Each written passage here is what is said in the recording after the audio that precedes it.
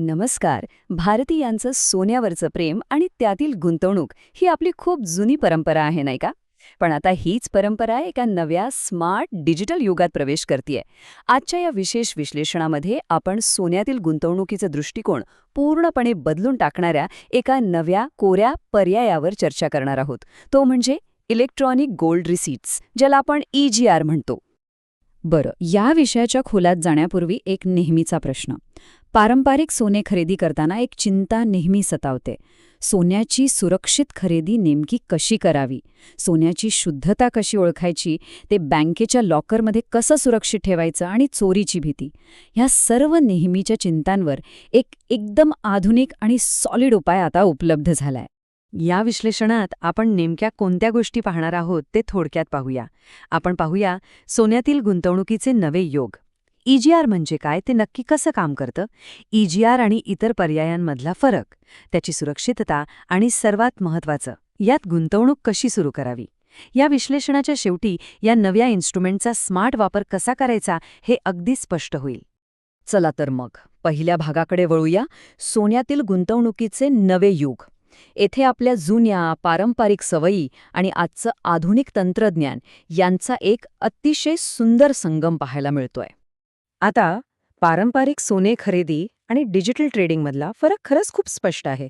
एका बाजूला जेव्हा फिजिकल गोल्ड घेतलं जातं तेव्हा खूप मोठा आर्थिक बोजा पडतो.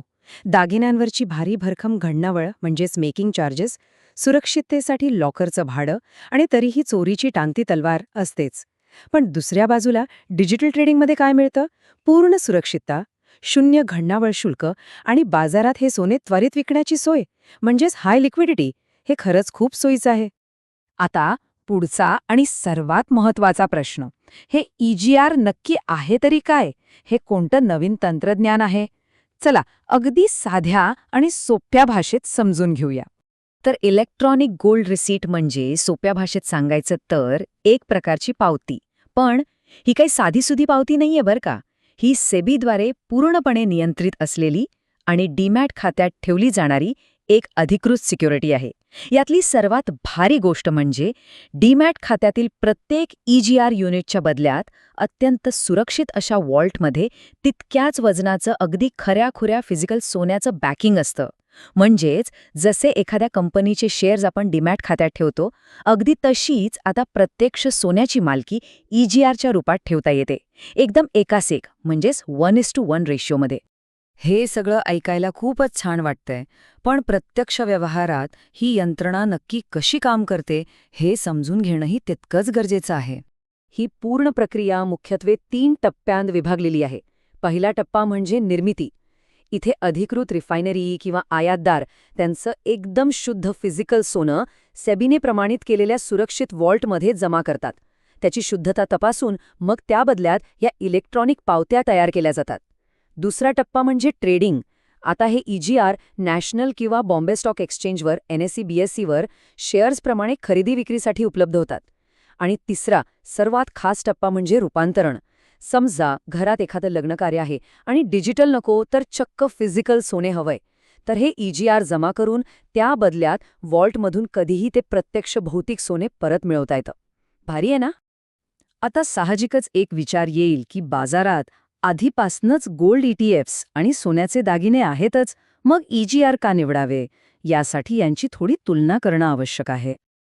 EGR हा पर्याय किती फायदेशीर आहे हे या तुलनेतून एकदम स्पष्ट होतं. फिजिकल सोन्यात शुद्धतेची नेहमीच थोडीफार शंका असते, पण EGR आणि गोल्ड ETFमध्ये ती 100% प्रमाणित आणि उच्च असते. साठवणुकीचा म्हणजेच स्टोरेजचा खर्च फिजिकल सोन्यात सर्वात जास्त असतो. ETFमध्ये एक्सपेन्स रेशिओ असतो, तर EGRमध्ये फक्त नाममात्र साठवणूक शुल्क असतं. पण मित्रांनो, सर्वात मोठा गेम चेंजर फरक आहे तो वितरणात, म्हणजेच डिलिव्हरीमध्ये.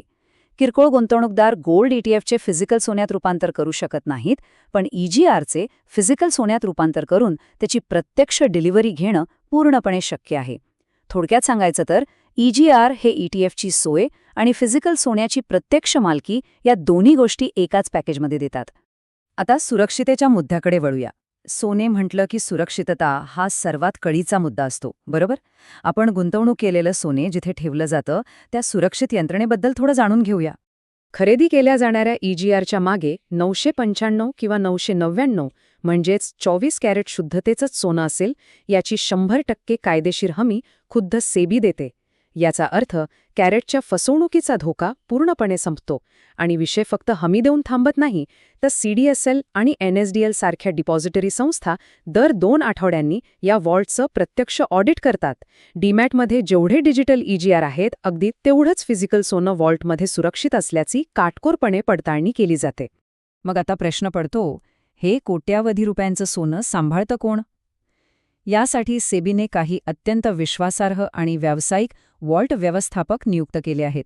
यात सिक्वेल लॉजिस्टिक्स, मालका अमित आणि ब्रिंग्स इंडिया यांसारख्या दिग्गज जागतिक कंपन्यांचा समावेश आहे. जर हे डिजिटल सोने प्रत्यक्ष सोन्याच्या स्वरूपात परत हवं असेल तर CDSLच्या वेबसाईटवर जाऊन यांच्या वितरणाच्या ठिकाणांची यादी अगदी सहजपणे तपासता येते. आत्तापर्यंतची ही सगळी माहिती पाहिल्यानंतर जर यात गुंतवणूक करण्याची इच्छा निर्माण झाली असेल तर ती प्रत्यक्ष कशी सुरू करावी ते पाहूया. ही प्रक्रिया अगदी सोपी आहे. जर आधीपासूनच शेअर बाजारात गुंतवणूक सुरू असेल तर त्याच डीमॅट आणि ट्रेडिंग खात्यावरून EGR घेता येतात. फक्त आपल्या ब्रोकरने EGR सेगमेंट सुरू केले आहे की नाही हे एकदा तपासून पाहावं लागेल. त्यानंतर सरळ NSEच्या प्लॅटफॉर्मवर जाऊन EGR युनिट्स शोधता येतात आणि अगदी शेअर्स घेतो तशीच खरेदीची ऑर्डर टाकता येते. झालं, पुढच्या दिवशी हे युनिट्स डीमॅट खात्यात जमा होतात. अत्यंत सोपी आणि पारदर्शक पद्धत. यातला सर्वात महत्त्वाचा आणि कळीचा मुद्दा असा आहे की गुंतवणूक करण्यासाठी खूप मोठ्या रकमेची अजिबात गरज नाही. अगदी 100 मिलीग्रॅम, 1 ग्रॅम, 10 ग्रॅम अशा छोट्या छोट्या प्रमाणातही सुरुवात करता येते. आजच्या सोन्याच्या दरानुसार विचार केला तर 100 मिलीग्रॅम म्हणजे साधारणतः केवळ 1500 रुपयांच्या आसपास.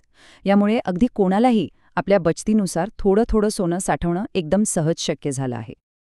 आता आपण या विश्लेषणाच्या अगदी शेवटी आलो आहोत. EGRमुळे फिजिकल सोन्याच्या चोरीची, शुद्धतेची सर्व चिंता दूर झाली आहे आणि एका अत्यंत पारदर्शक पद्धतीने सोन्यात गुंतवणूक करणं शक्य झालंय. मग आता वेळ आलीये एका महत्त्वाच्या प्रश्नाची. पारंपरिक सोन्याच्या खरेदीला या नव्या, सुरक्षित आणि स्मार्ट डिजिटल युगाची जोड देण्याची वेळ आलीये का? यावर नक्की विचार करा. अशाच सविस्तर आणि माहितीपूर्ण विश्लेषणासह आपण पुन्हा भेटूया. तोपर्यंत सुरक्षित आणि स्मार्ट गुंतवणूक करत रहा.